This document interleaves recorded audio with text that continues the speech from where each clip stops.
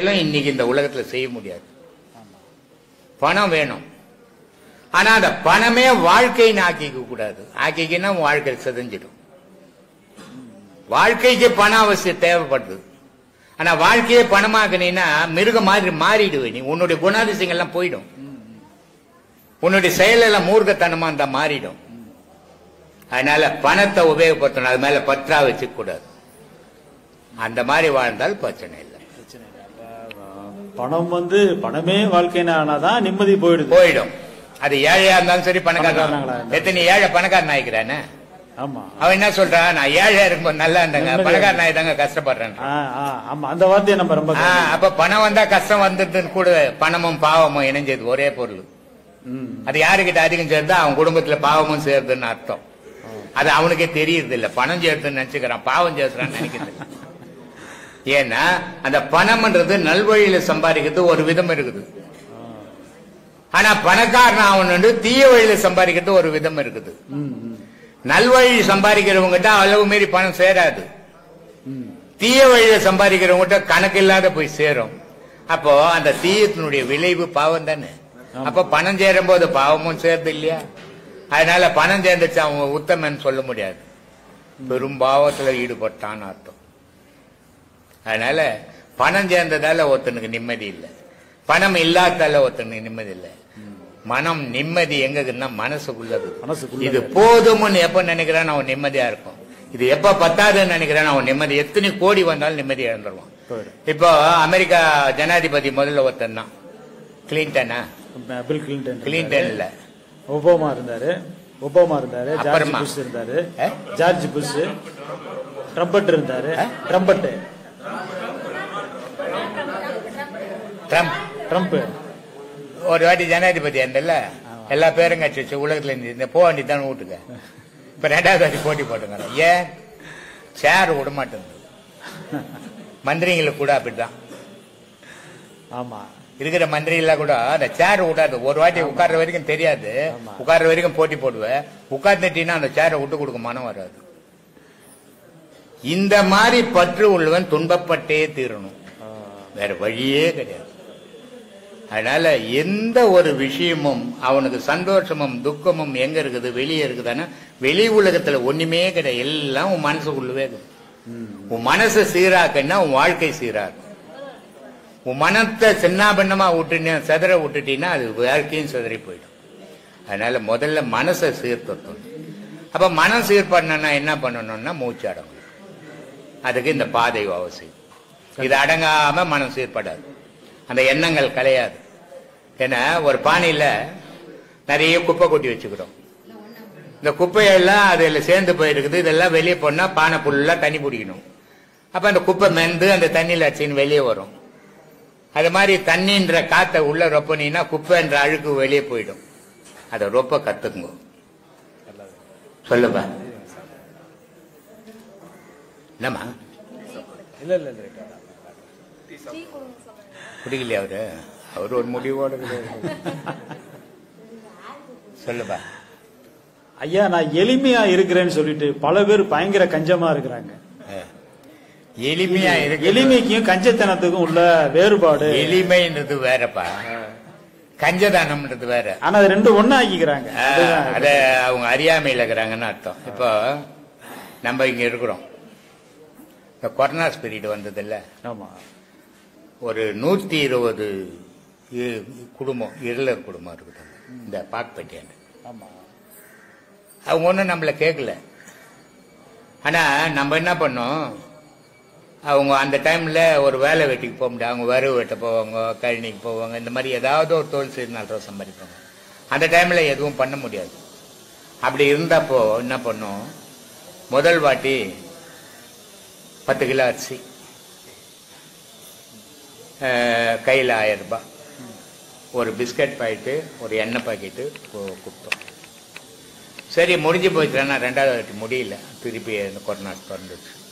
அப்போ என்ன பண்ண, ஒரு புடவை, ஒரு வீட்டுக்கு ஒரு லுங்கி, 10 கிலோ அரிசி, 400 ரூபாய் காய்கறி, எண்ணெய் பாக்கெட்டு, பிஸ்கட் பாக்கெட்டு, கையில் 1000 ரூபாய் கொடுத்தோம்.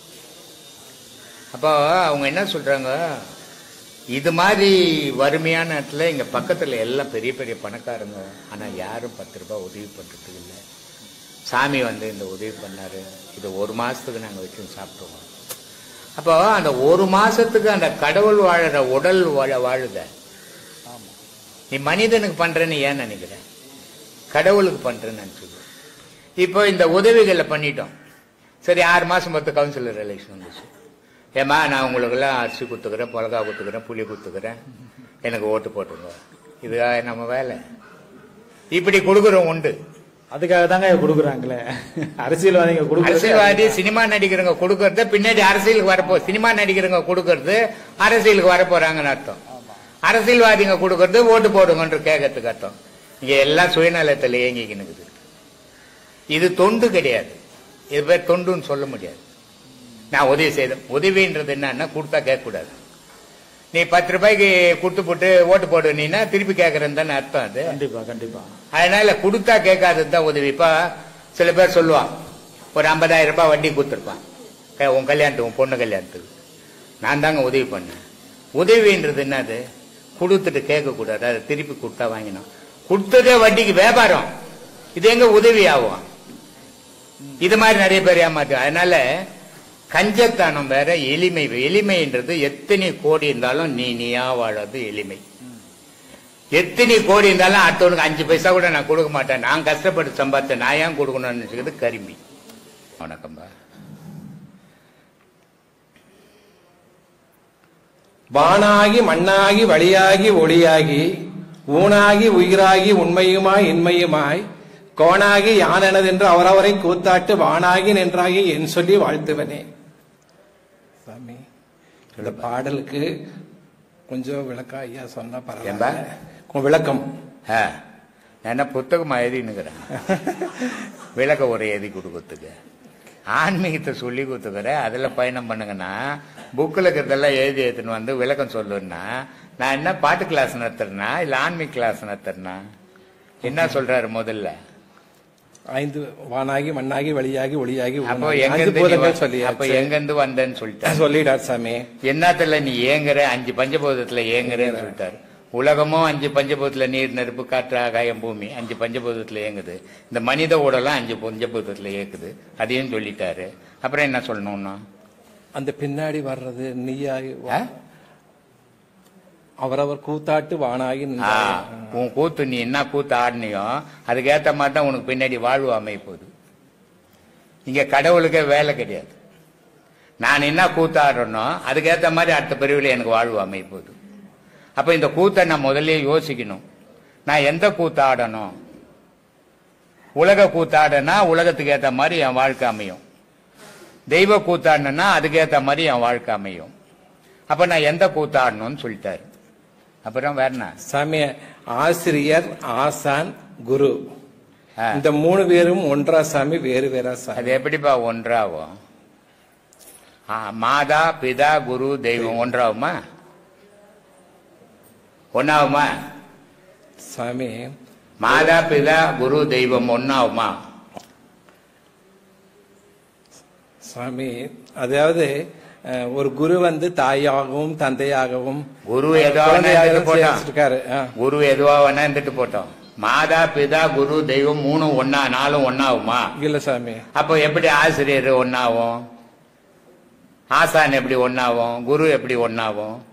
ஆசிரியர்னா நீ எங்கன்னா ஸ்கூல்ல போனா 4 புக்கு பேப்பர் எடுத்து அதுல இருக்கிறத படிச்சுட்டு சொல்லிட்டு போன ஒரு ஆசிரியர். நீ ஒரு தொழில் கத்துக்கணும், அந்த தொழிலுக்கு ஒருத்தர்கிட்ட போனீங்கன்னா அந்த தொழிலை கத்து கொடுத்த ஒரு ஆசானு, தெய்வீகத்தை கத்துக் கொடுக்கிற ஒரு குரு. அதனால மாதா உலகத்துல சிறந்தவோ உயர்ந்தவோ பல வீடியோக்களை சொல்லிக்கிற. தாய் பெண் என்ற ஒரு உருவம் இல்லைன்னா உலகம் ஒண்ணு கிடையாது. எல்லா ஜீவராசிலையும், மனிதன்ல மட்டும் இல்ல, உலகத்துல உள்ள அத்தனை ஜீவராசிலையும் பெண் உருவம்னு ஒண்ணு இல்லைன்னா உலகம் ஒண்ணு கிடையாது. அந்த பெண்ணுக்கு உறுதுணையா ஆண் இல்லைன்னா அந்த பெண்ணு வாழவே முடியாது. இதை பல வீடியோக்கள்ல சொல்லி இருக்கிறேன் நான். அப்ப பெண்ணுன்ற ஒரு புனித பொருள், அது பெண்ணுன்ற ஒரு உயர்ந்த பொருள். அதனால சொன்னா மாதா உயர்ந்தவடா. சரி, மாதா மட்டும்தான் உயர்ந்தவளா அப்படின்னா இல்லப்பா.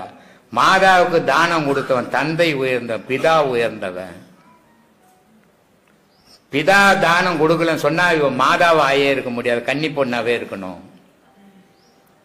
அப்ப பிதா தானம் கொடுத்ததால் தான் இவன் மாதாவானா, தாயானா. அப்ப தாய்க்கு ஒரு தகப்பு வேணும். அப்ப தகப்பனும் உயர்ந்தவன் தான்.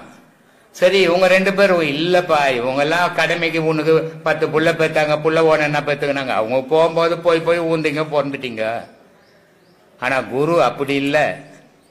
கடவுள்ன்ற வேஷம் போட்டுக்கணும் வந்துக்கிறான் குரு வடிவத்துல. அவன் மாதா பிதாவை விட உயர்ந்தவன். சரி, அவன் மட்டும் உயர்ந்தவன் இல்ல, அவனை விட உயர்ந்தவன் கடவுள்.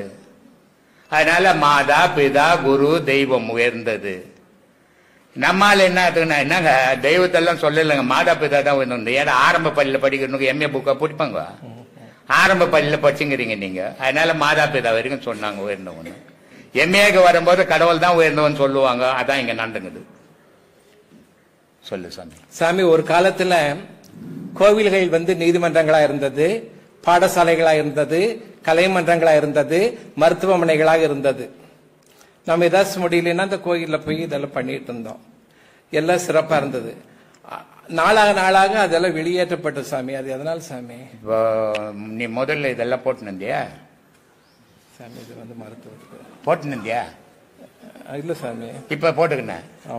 நாளாவ பந்தா காட்டுறதுக்கு போட்டுக்கினேன். உலகம் அப்படி போய் நிக்குது. மருத்துவத்தோட சார், மருத்துவம் இல்லையா, ஏதோ ஒண்ணுக்கு உலகம் ஒவ்வொரு காலத்திலயும் அது பரிமாண வளர்ச்சி அடைஞ்சு போய்கினே இருக்கும். வேகமா அழிவை நோக்கி பயணம் பண்ணிங்குது. விஞ்ஞானம் சொல்றோமே, இன்னைக்கு கோள்கள்லாம் மாறி இருக்குது. கோள்கள்லாம் இருந்த கோள்படி இல்லை, எல்லாம் திசை மாறுது. இந்த திசை மாறுறதுக்கு என்ன காரணம்? விஞ்ஞானம் ஒரு காரணம். அங்க போய் ராக்கெட்டை விடுறது, இங்க போய் ராக்கெட்டை விடுறது, இதெல்லாம் விட்டு கோள்கள் மாறும்போது அதனுடைய செயல்கள் மாறும்போது மனிதனுடைய குணங்கள் மாறுது.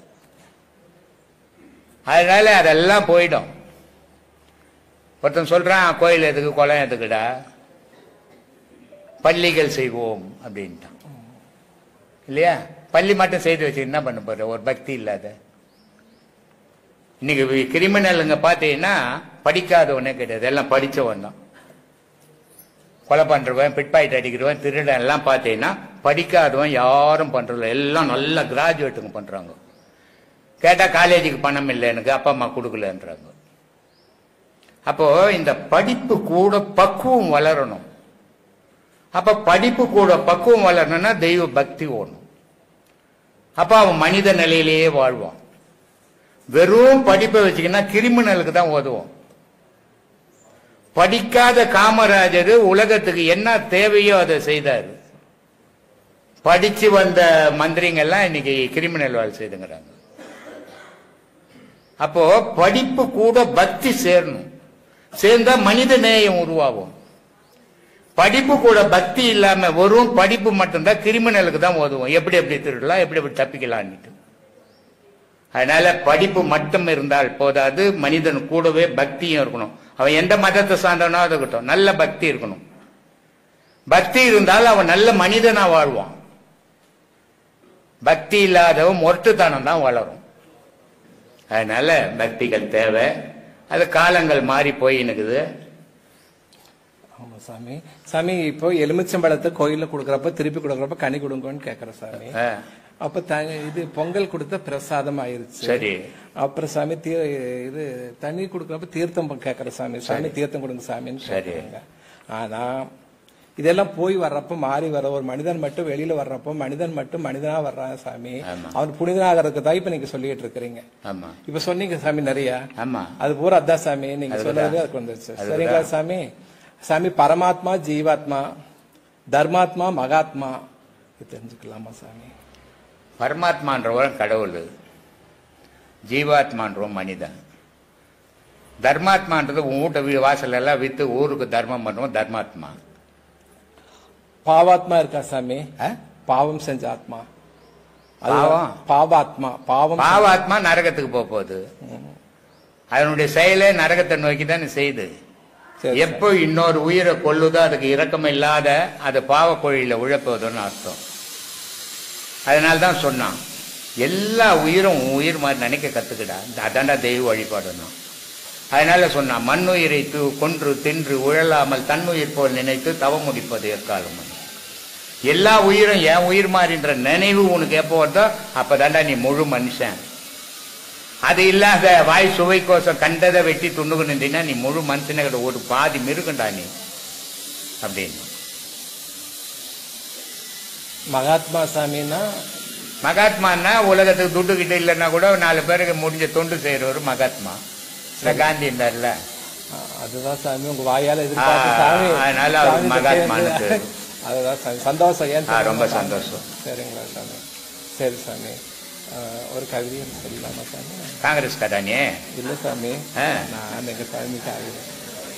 என்ன ஒரு ஆள் வந்து கேட்டான், எல்லாத்தையும் பேசுறீங்க சாமி, அரசியல் மட்டும் ஏன் பேச மாட்டேன், அந்த சாக்கடை எனக்கு எதுக்கு பாருங்க. ஐயா அது வேண்டாம் சாமி, நமக்கு வந்து எல்லாரும் நமக்கு என்னத்துக்கு அந்த வீணு வேலை, அது பேசுறதுக்கு கோடி பேர் இருக்கிறோம் சாமி. நான் கவிதை தான் கேட்டேன், கவிதையை சொல்றது கேட்டேன். அரசியல் எனக்கு தெரியாது சாமி, எனக்கு நானும் கிடையாது. இல்ல சொல்றேன், அவர் கேட்டாரு எனக்கு என்னத்துக்குப்பா அந்த வேலை, அதை பேசுறதுக்கு கோடி பேர் இருக்கிறான் அப்படின்னு. அதனால நமக்கு வேணும் அந்த வீணு வேலை எல்லாம். நம்மளால முடிஞ்சதான் நல்ல அறிவு சொல்லும், அவ்வளவுதான் நமக்கு தெரியும். எடுத்துக்கனா எடுத்துக்கோ, எடுத்துக்கலனா போ. எடுத்துக்கணும்னு கட்டாயம் கிடையாது. ஒரு மனிதன் சிண்டு மூட்டி விடக்கூடாது. ஆடு இருக்குது தெரியுமா? ஆமா சாமி. ஒரு வீட்டுல 4 குடுத்தனுங்கிறாங்க. அதுல கிறிஸ்டினும் இருக்கிறான், முஸ்லீமும் இருக்கிறான், இந்துக்களும் இருக்கிறான். எல்லா மதத்துக்காரனும் இவன் வீட்டுல சேர்த்து அவன் வீட்டுக்கு கொடுக்குறான், அவன் வீட்டுக்கு சேர்த்து இவன் வீட்டுக்கு கொடுக்குறான். ரொம்ப அந்நியமா ஒற்றுமையா தான் இருக்கிறாங்க. ஆனா அந்த அரசியல்வாதி போய் அங்க பேசின உடனே 2 பேரும் பிரிவினையாக்கி இவன் கத்தியத்துக்கு அவன் வாசுபடிக்கு வந்தா வெட்டுவான்றான், அவன் வாசுபடிக்கு போன நான் வெட்டுவான்றான். இது யார் பண்ற வேலை? ஆடு இருக்குத, ஆடு 2 சண்டை போட்டதுன்னா மண்டை வெடிக்கிற வரைக்கும் இடிச்சுக்கும். 2 ஆடு சண்டை போட்டதுன்னா ஓனாய்க்கு கூத்து. இது எப்ப ரத்தம் கொட்டும் நம்ம குடிப்போம்னுட்டு. அது மாதிரி அரசியல்வாதிங்க ஓனாய் மாதிரி இருக்கக்கூடாது, தலைவருங்க மாதிரி இருக்கணும். பிரிஞ்சவனை சேர்க்க முயற்சி பண்ணணும், பிரிவினையை உண்டாக்க கூடாது. இதுதான் அரசியல். அதை விட்டுட்டு பிரிவினை உண்டாக்குறது அரசியல் இல்ல, காழ்ப்புணர்ச்சி.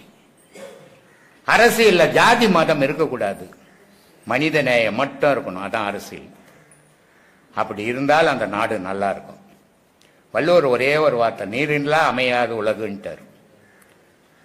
உலகத்துல பூமி இருக்கட்டும், சூரியன் இருக்கட்டும், சந்திரன் இருக்கட்டும், எது ஒன்னாலும் கிட்ட தண்ணின்னு ஒண்ணு இல்லைன்னா உயிரினம்னு ஒண்ணு இல்லடான்ட்டார். அப்ப எல்லாத்துக்கும் பேஸ் நீர், அது மாதிரி எல்லாத்துக்கும் பேஸ் அன்பு. அந்த அன்பு இல்லாத இடத்துல அரசியல் இருந்ததுன்னா அது நல்லா இருக்காது, கெட்டு போயிடும். அது இருக்கக்கூடாது. எல்லா தலைவர்களும் எல்லா மக்களையும் ஒன்னு சேர்க்க முயற்சி பண்ணணும், பிரிக்க முயற்சி பண்ணக்கூடாது, பிரிவினையை உண்டாகக்கூடாது. அவன் ஏற்கனவே பிரிஞ்சு 4 சில வாய்ப்பு வைக்கிறான். அந்த பிரிவினையை நம்ம ஜெனரேஷன்லயாவது ஒன்னு சேர்க்க முயற்சிகள் பண்ணணும். பழங்கால கதைகளை சொல்லி அவனை ரேத்தி விடக்கூடாது. இன்னைய உலகத்துக்கு எப்படி வாழணும், எப்படி இருக்கணும், அதை சொல்லி நல்வழிப்படுத்துங்க. அதுதான் அரசியல். சாமி உங்ககிட்ட வந்து நிறைய கத்துக்கிட்டோம்ல சாமி. என்னதை எப்போயோ எத்தனையோ வருஷங்கள் எங்கெங்கயோ போனோம். கடைசியில வந்து இங்க கத்துக்கிட்டு போய் தான் சாமி ஒன்றுபட்டால் ஒன்று வாழ்வோ நம்மில் உயர். அதை வந்து இப்ப தெரிஞ்சுக்கிட்டதே நம்ம இங்கதான் சாமி நிறைய. அதனால வந்து சாமி பார்க்கணும், கேட்கணும், இது மாதிரி உரைகளை கேட்டுட்டே இருக்கிறோம் சாமி. அதனால ரொம்ப சந்தோஷம். நானும் சொல்லிக்கினே தான் இருக்கிறேன். ஏன்பா கொஞ்சம் டீ தான் கொடுங்களேன்பா. சரி சாமி. அவரு ஒரு வக்கீல்.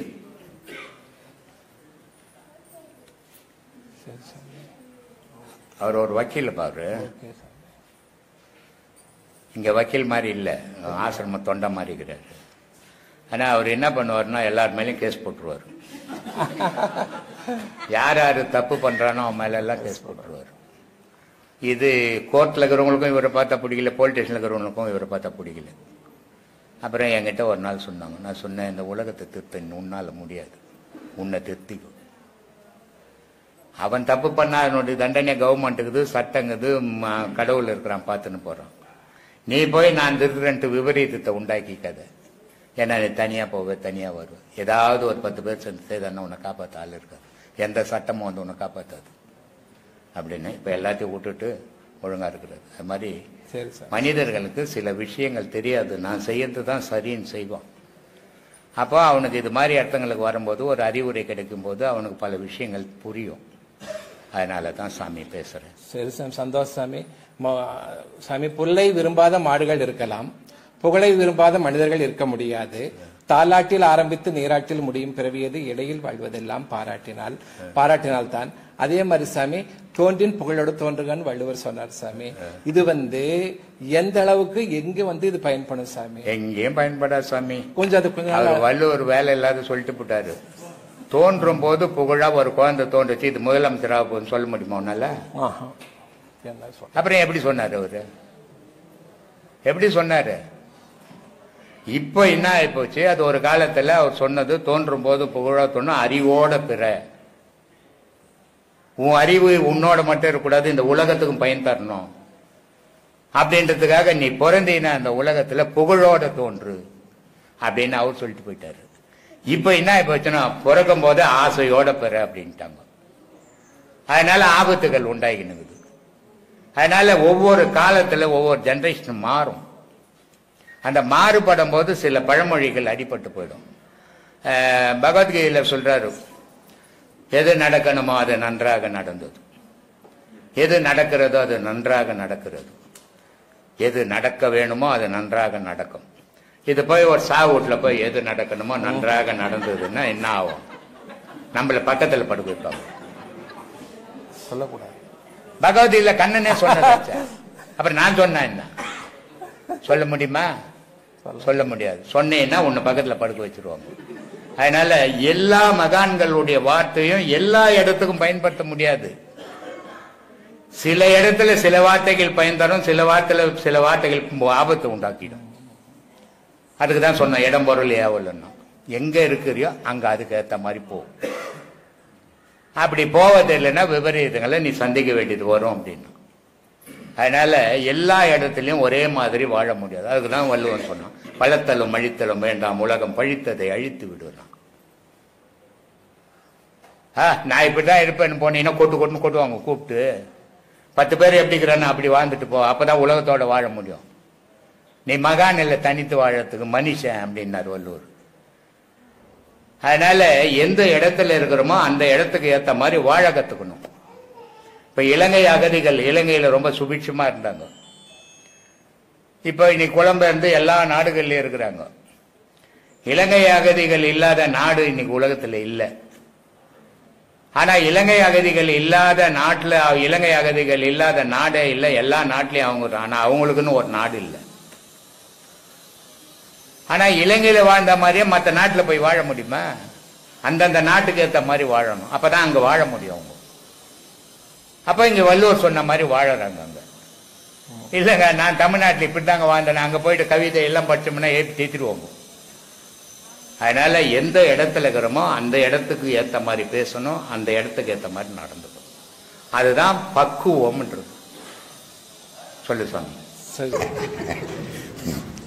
ஒரு இடத்துல நீர் ஓடுது, ரொம்ப அழகாகுது. அந்த நீர் போய் காவாயில் ஓடுது, அசிங்கமாகி போகுது. ஒரு இடத்துல மண் பார்க்குறோம், அழகாக இருக்குது. இன்னொரு இடத்துல சேக்கடை மண் சேர்ந்து போகுது, அசிங்கமாகி போகுது. இப்படி அழகும் அசிங்கமும் சேர்ந்தது இந்த பூமி. அப்போ இதில் எதையுமே அழகுன்னு சொல்ல முடியல, இல்லை அப்படித்தானேம்மா? ஆனால் அழகுன்னா ஆகாயம், அதில் அசிங்கமே படுறது கிடையாது. எப்பவுமே அதில் அசிங்கம் அழுக்கப்படாது. நீ பார்க்குற ஆகாயம் மேகங்கள்ல தான் பார்ப்ப, ஆகாயத்தை பார்க்க முடியாது. வானம் வானம்னு சொல்றோமே, வானம்னே ஒன்று கிடையாது. வானம்னா ஒரு எல்லை இருக்கணும், அதுக்கு எல்லையே கிடையாது. அதனால தான் திருமூலர் ரொம்ப அழகாக சொல்லுவார், போயா என்னையா கடவுள் கடவுள்னு பேசுங்கிற, யாரையா பார்த்தது அத்தை எவ்வளோ அழுவுன்ட்டு. அதனால் சொல்கிறாரு யார் அறிவார் அதன் அகலமும் நிகழமும் வேறறியாமல் விளம்புகின்றேன் என்றார். 3000 வருஷமா அது எங்க ஸ்டார்டிங்கு எங்க முடிவுன்னு தேடுறம்பா, கண்டுபிடிக்கவே முடியல. எது 3000 வருஷமா தேடுறாரு? ஏன்னா அந்த விஞ்ஞானியில் ராக்கெட்டு கிரிக்கெட்லாம் தேவையில்லை, நினச்சிக்கினா எந்த லோகத்துக்கு ஒன்றாலும் போயிட முடியும். ஆனால் அவருக்கே முடிவு கிடைக்கல. அதுதான் வானம், அதுதான்மா வானம், அதுதான் வெட்ட வெளி. அதனால் அதிலிருந்து தான் உலகத்தையே இயக்கிக்கினுக்குது. எல்லா செயல்களும் அங்கேருந்து தான் நடக்குது. ஆனால் நம்ம இங்கேருந்து நடக்கிற மாதிரி நினைப்போம், எல்லா செயலும் அங்கேருந்து தான். அதுதான் அழகு. அதை விட அழகு உலகத்தில் எதுவும் இல்லை. சொல்லுமா. ஏதோ அழகுன்னு நினைச்சிட்டு இருந்தோம். ஆனா இன்னைக்கு தான் தெரியுது வானம் தான் உண்மையிலேயே அழகு அப்படின்ட்டு. இப்ப எனக்கு வானத்தை பார்க்கணும் போல இருக்கு. ஐயா நிறைய விஷயத்த எங்களுக்கு சொல்லியிருக்கீங்க. நாங்கள் உங்கள்கிட்ட நிறைய விஷயம் கேட்டிருக்கோம். ஆனால் இது வரைக்கும் உங்கள் குரு யாருன்னு நீங்கள் சொன்னீங்க. உங்கள் குரு யாருங்கய்யா? அவனே குரு. ஏன்னா இப்போ நான் 30 வருஷமா உபதேசம் கொடுக்குறேன், 30 வருஷமா பேசுகிறேன். என்கிட்ட ஒரு கம்யூனிஸ்ட் வந்தான் வேலாயுதம் பண்ணிட்டு. அவன் எப்படின்னா யாரை பார்த்தாலும் கடவுள் இருக்குதுன்னா இல்லைன்னு புஷ்ணு வந்து உட்கார வச்சுப்பான், கடவுள் இல்லைன்னா இருக்குதுன்னு புஷ்ணு வந்து வச்சுப்பான். அவன் கம்யூனிஸ்டுக்காரன். அப்படிப்பட்டவன் என்கிட்ட வந்தான், முதல் வந்தான். அவன் வந்த உடனே நான் எல்லாம் படிச்சுக்கிறேங்கண்ணா. சரிப்பா எவ்வளோ படிச்சப்பா? ஒத்தையும் பாக்கி இல்லைங்க, எல்லா இதுவும் படிச்சுக்கிறேன்.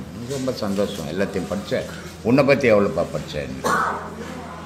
ஏங்க என்னை பற்றி எப்படிங்க படிக்கணும்? நீ படித்த எல்லாம் இங்கே இருக்கு, நீ இருக்க மாட்டியா?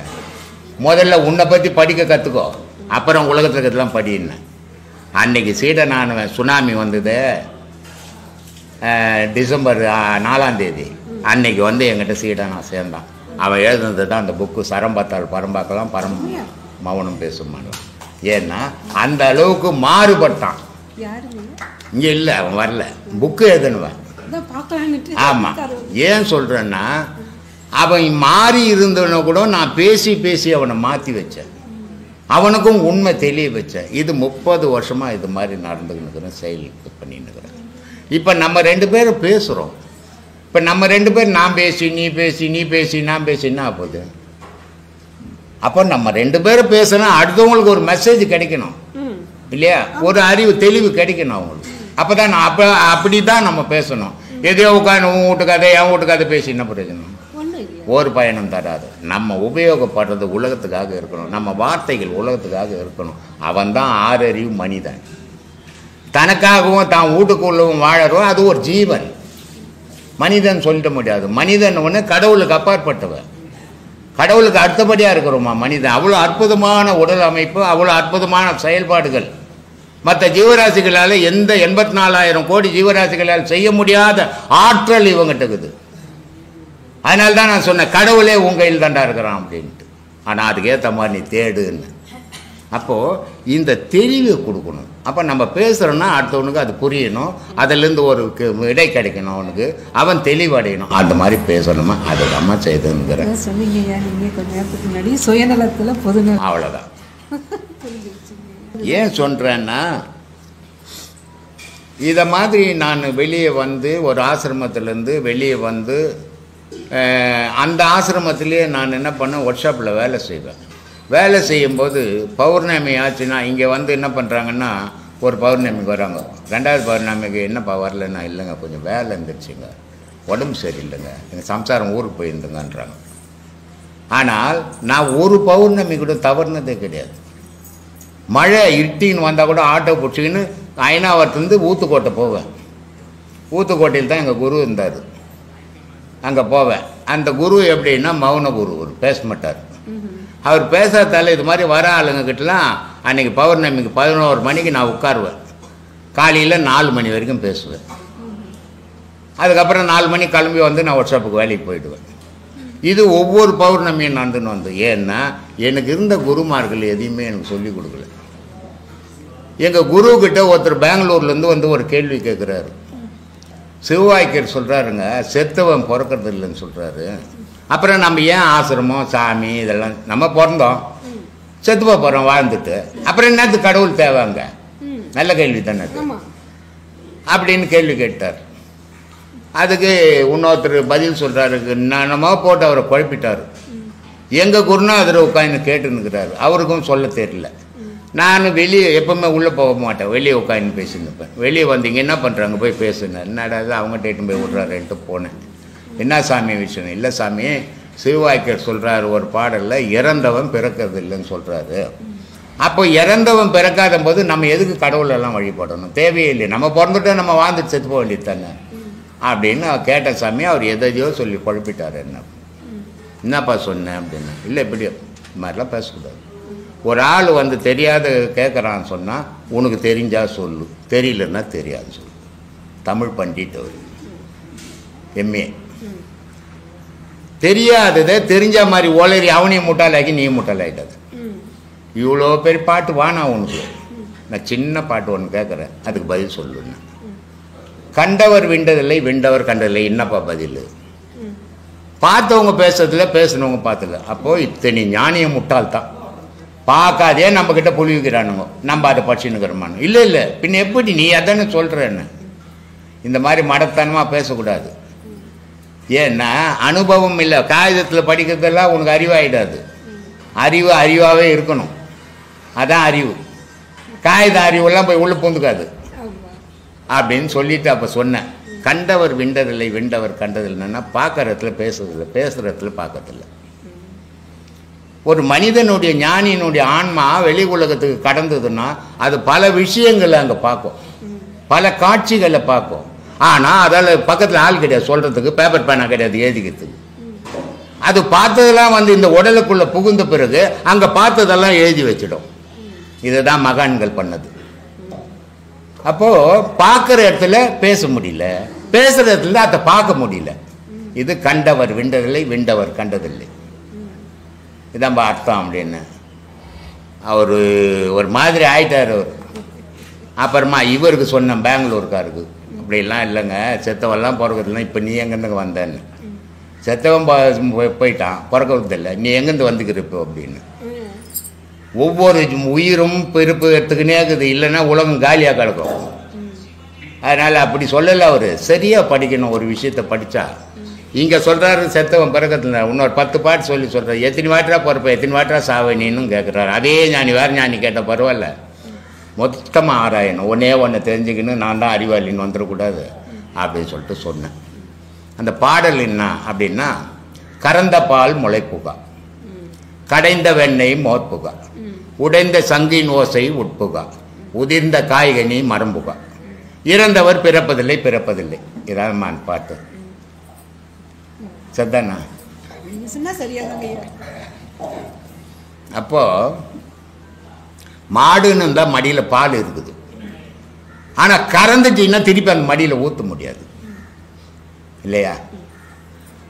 மோரில் தான் வெண்ணெய் இருக்குது, ஆனால் கடைஞ்சி எடுத்துட்டுனா திருப்பி அந்த வெண்ணெய் மோரோட ஒட்டாது, அது தனியாக மிதக்கும் இல்லை. ஆனால் மோரில் தான் இருந்தது, முதல்ல தெரியல வெண்ணெய் இருக்குது இல்லைன்ட்டு. சங்குன்னு இருக்குது, சும்மா கீழே வச்சுட்டுனா கூட உன்னு சவுண்டு வந்துருக்கும், தூள் தூளாக ஒட்டிடு வராது இல்லை. மரம்னு இருந்தால் காய்கனி இருக்க தான் செய்யும், ஆனால் அறுத்துட்டின்னா திருப்பி மரத்தில் ஒட்ட வைக்க முடியாது இல்லையா? இந்த மனம்னு இருந்தால் ஆசை இருக்க தான் செய்யும், அந்த ஆசையை அறுத்துட்டின்னா திருப்பி ஒட்டாது, அது அருன்றாரு. அப்படிப்பட்டவன் பறக்கத்தில்லைன்றாருப்பா அப்படின்னு. ஏன்னா மனுஷனுக்கு மனம் தானே பிறப்புக்கு அடிப்படையாகுது. அந்த மனசை அழிச்சிட்டான்னா பிறப்பு அது. அவன் பிறக்கிறது இல்லைன்றாரு, நீ எல்லாரும் பிறக்கிறது இல்லைன்னு எடுத்துக்காதப்பான்னு. இதை தான் சாமி கேட்டு அவர் என்னென்னமோ போட்டு குழப்பிட்டாருன்னாரு. அது மாதிரி சில பேர் என்ன பண்ணுவாங்கன்னா, அது என்ன விஷயம் ஏது விஷயம் நான் படிச்சிருக்கேன்ன்ற கர்வத்தில் கக்ரி பிக்ரின்னு பேசுவோம்.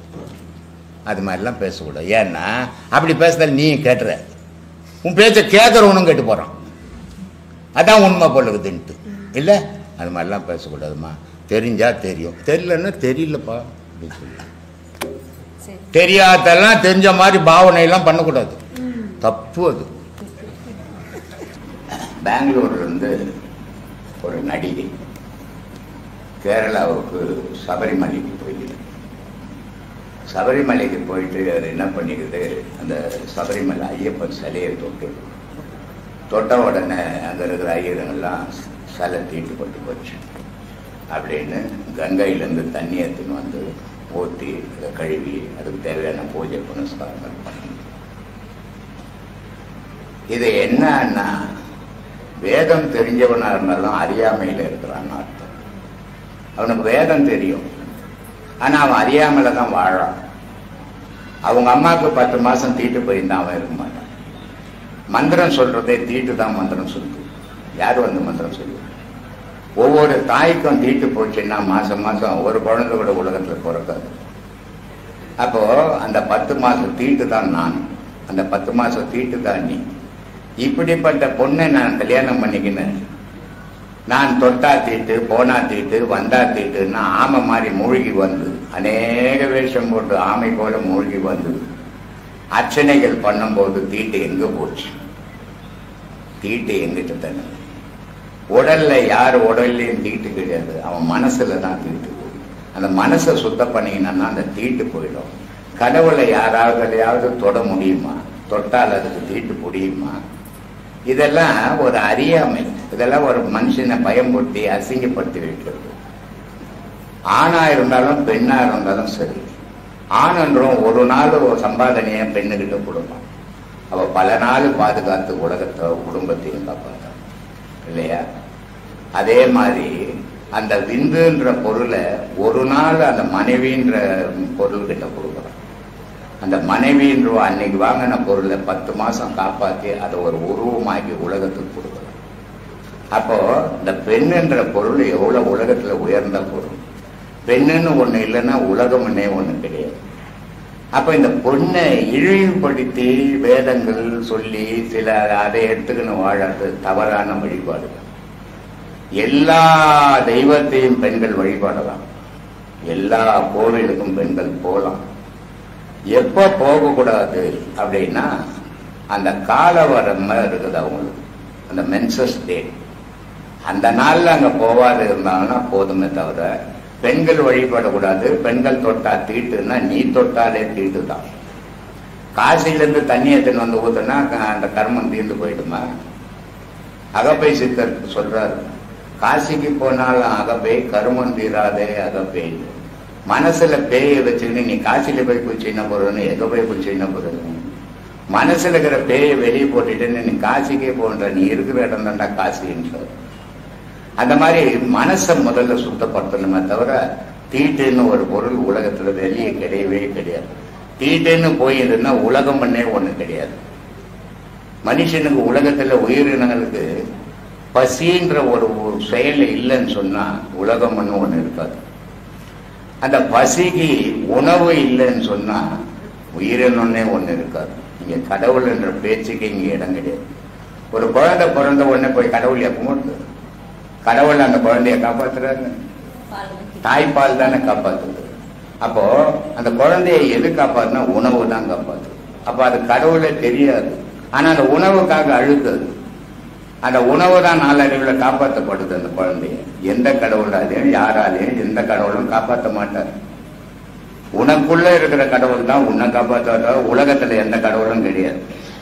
இயற்கைன்றத ஈசன் இருக்கிறான், மனிதன்றவன் மனுஷனா இருக்கிறான். மனிதன்றவன் மனுஷனா இருக்கிறவன் ஞானியா மாறணும். அதுதான் ஆன்மீகமா, அப்படி பயணம் பண்ணணும். இன்னொரு வாக்கியம் ஐயா சிவம், அகரம் என்ற வக்கரத்தில் அவு வந்து உதித்தது, உகரம் என்ற வக்கரத்தில் பூன் வந்து உதித்தது, அகரமும் உகரமும் சிகரமென்று நின்றதோ விகரமென்று யோகிகார் பிரித்துரைக்க வேணுமே அப்படின்னு சொல்றாங்க. சிவாச்சார் சொல்றாரு. எவ்வளோண்டு பட்டினத்தார் சொல்றாரு, பனித்துளி இருக்குது, வில்லு மேல பனி விழும். அந்த பனித்துளியில பாதி தான் பண்டிகையில விழுந்துதான். பண்டிகைன்னா யோனி. அந்த பனித்துளியில பாதி விழுந்ததுதான் இவ்வளவு பெரிய உருவமா வளர்ந்தது. அப்ப அது என்னென்ன காப்பாத்துச்சு? அதுல உள்ள போகும்போது தாய்கிட்ட இருந்தோம், தகப்பங்கிட்ட இருந்தோம், அந்த காரணம் போச்சு. அப்போ பஞ்சபூதங்கள் இல்லை. இது அந்த தாய்கிட்ட போய் விழுந்த உடனே அந்த காரணம் வளரும் போது பஞ்சபூதங்கள் இணைஞ்சிருது அதோட.